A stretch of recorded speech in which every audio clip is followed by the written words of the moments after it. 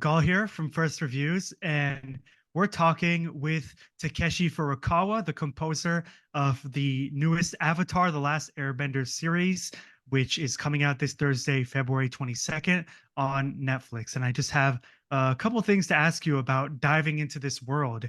Uh, Absolutely. so you've worked on some of these, very genre-like shows such as Star Trek Enterprise, Star Wars: The Clone Wars, Mythic Quest. What about these elevated worlds of sci-fi and fantasy keep bringing you back? It's not funny enough. It's not a conscious choice. Maybe um, people in the position to hire see me that way, but I never thought. In all honesty, I don't think that really played a role in my hiring for this project. Um, just a quick, you know, insight into how I was hired. It was really just a regular audition process where the EPs and the showrunner made a call for, I think it was a very select group though, and we just submitted audition reels and demos, and my music must have struck a chord somehow with Albert and his team, so I was hired. So just to loop back, I really don't think like they said, oh, this guy did, Star Wars, Clone Wars, let's hire him. Maybe it might have helped. I think, diving into worlds that are elevated from our own or fantastical worlds, there's something about that pulls you to certain projects like this one. Oh yeah. So from a composing perspective, though, after you actually are able to, are brought onto shows like this, it's a composer's dream. I mean, the world building is rich. There's so much, depth to the characters and just the backstory to the world, the lore, the history. It's like a universe. Each story has its own universe, and you are able to explore it deeply with music. Also, the type of music that I love and tend to write is very orchestrally driven, and old school in a good way, where it's like melody and motif driven. Things like Star Wars and Star Trek, and in this case, Avatar, and also franchises like Lord of the Rings and such. They are scored Yeah. that way. Each character has a theme, so it's a treat. I think it provides a extremely fun sandbox for a composer to be able to play with musically, and it really doesn't get any better than this. On that subject, there's a lot of franchises like this one where, for example, in Star Wars, you have a distinctive theme for Leia or Rey, or in The Hobbit or in Lord of the Rings, there's a specific theme for where the hobbits live versus the entire fellowship. Were you able to play around with having, certain themes for individual characters to your satisfaction?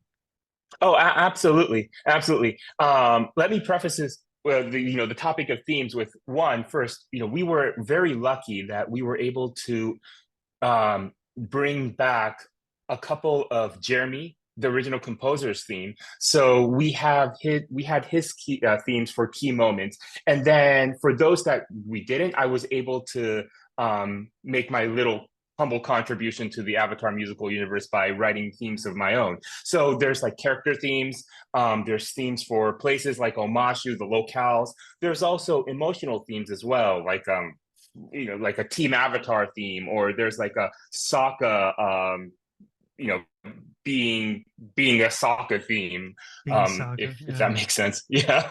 I absolutely. didn't want to say any details for the sake of not spoiling.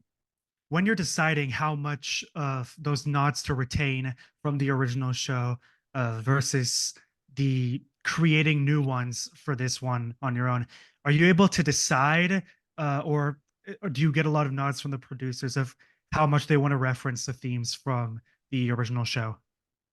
Yep, it's very much a very collaborative process. So we do this thing called spotting, where we actually watch the episode first without any music, and then we decide where the music goes, what kind of music is added to the specific scenes, and it's there when we can say, oh, let's bring back this Avatar theme, or let's use your new Omashu theme, or whatnot.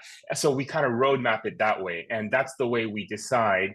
So it's very much a collaborative process with the filmmakers on how we integrate themes and how we bring them back. And it also, needs to tie into the narrative, and um, it needs to work on a microscopic level. So just for that scene, but also, we are very cognizant of like the entire season arc as well. So how themes might be seeded earlier in like the season or in an episode and might flourish to a culminate in like a climax towards the end and such. You try to approach it individually, but like try to keep notes for when you watch the next episode. Yeah, it's very much like architecture, maybe. I mean, I don't know the first thing about architecture, but I presume, like you always look at the details, but you also look at the big picture and make sure that the music is able to tell its own story in a way. Like obviously the music isn't like verbose up front and center, but if you really paid attention to it, you'll see that, oh, like this composer really thought about and planned things out in like the long span so that it kind of makes sense. And is that unique to you when working on this, or do you usually, like plan it out as a season when you're working on a series? Yes, I think every composer does that. This isn't anything new. It's not anything unique to me. I think Mhm. any composer who who aspires to like a to depth in score would do that. And honestly, that's what composers have been doing for years and years. You look back at like the old symphonies and stuff, and they're structured in a certain way because you would seed a motif or a theme at the beginning, and then you would develop it throughout the course of like a 40-minute symphony. What else about this process was unique to you compared to other jobs that you've had the pleasure of taking part in? Oh my gosh, it's just the rich world of Airbender. Yeah, I think it's clear that the world of Airbender has very colorful pan-Asian traditional influences. So we borrow from all parts of Asia in the world building. We were able to bring that into the music as well, and this was actually a first for me. I've never been able to work so deeply with I'm Japanese American, by the way. So even like Japanese instruments, which is technically my motherland, it was a learning experience because I've never had an opportunity to work with traditional instruments, Asian instruments so deeply. It was so much fun. It was new. Were there any artists or other films where you were like looking into the combination of those different instruments or the use of that in order to sort of give you the confidence that that would work in your process?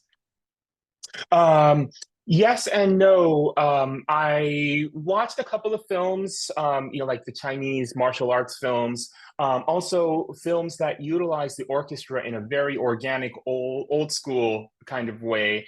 Um, at the very beginning of the project, but then I tend to not reference things too much in while I'm working on a project for fear of Mhm. just being influenced and colored by that. Um, so actually, the same thing could be said about the original series as well. I was a big fan. I saw it not in real time, but maybe like a couple of years after it came out. I rewatched it after I got hired on this project once, and then I didn't watch it again because I wanted to, as much as possible, be able to put my own touch onto the score. Yeah, absolutely. Which is definitely interesting when you're trying to nod to what people already hold dear, but also, giving yourself the space to create. Um, Yeah, I think watching it once and then just letting it go, I think is a good kind of like a litmus test and a compromise because you retain the most key memorable moments and you don't get too engulfed in like the details. So you're able to kind of naturally pick out the highlights or the soul and what makes the show. you're capturing an essence rather than replicating. Exactly. There you go. Uh, You put it so much more eloquently than I do. So when audiences are watching this show, what should people be on the lookout for without giving away too much when they listen to the differing themes for each nation? I hope they are able to kind of trace and follow the progression of specific melodic motifs.